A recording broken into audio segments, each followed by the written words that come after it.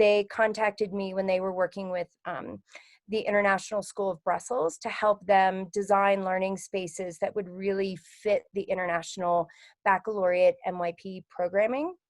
And so that was 3 years ago. And so I've spent the last 3 years aligning learning environments with student-centered and autonomous spaces by translating teacher-directed curriculum into student-directed experiences. And I've done that in almost 20 countries in the last 3 years, including the US. And so I've been very fortunate to really take a deep dive in the architectural spaces and designing and planning, and really taking time with schools and districts and school boards to really reimagine what the vision is for the teaching and learning experience. And that includes teachers too, and giving them the opportunity to start to change and shift their own mindset. So I think that we can design any space for a learning space, because if we're really thoughtful about the way that humans communicate and the way that humans reflect, and that we need quiet spaces for independent thinking. We need collaborative spaces for us to be able to communicate and start to make meaning of the world around us. So when it comes to thinking about space, space is really part of the trifecta that we have around your physical space, your learning space, and your collaborative space. And that learning and collaborative is individual and small group and whole group. And so I think when we design spaces that really honor how we communicate and human needs, and that, you know, we need to shift our body and be comfortable, and that then we start to really honor what student agency means, and bring alive the values that each child brings to the table, and each adult too.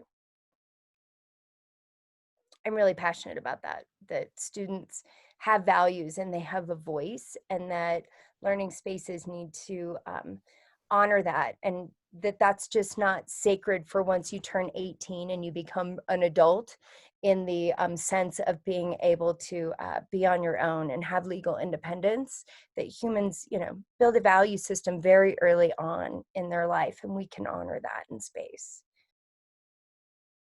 You know, something we focus on are zones within our spaces, and that a learning space doesn't have to be designated with a teacher's zone at the front and learner zones just physically viewing that teacher. And that paradigm of, you know, I will fill you like the mother robin bird that I am. I will fill each one of you with the information and knowledge that you need.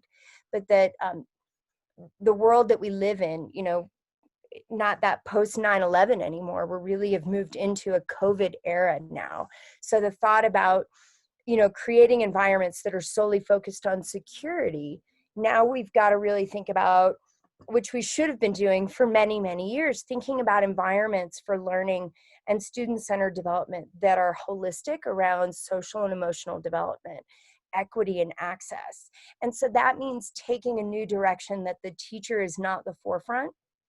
The adult isn't totally in control of every environment, that student-centered learning environments develop problem solvers who know how to think critically, and teachers who understand the critical thinking process through the flow of project management.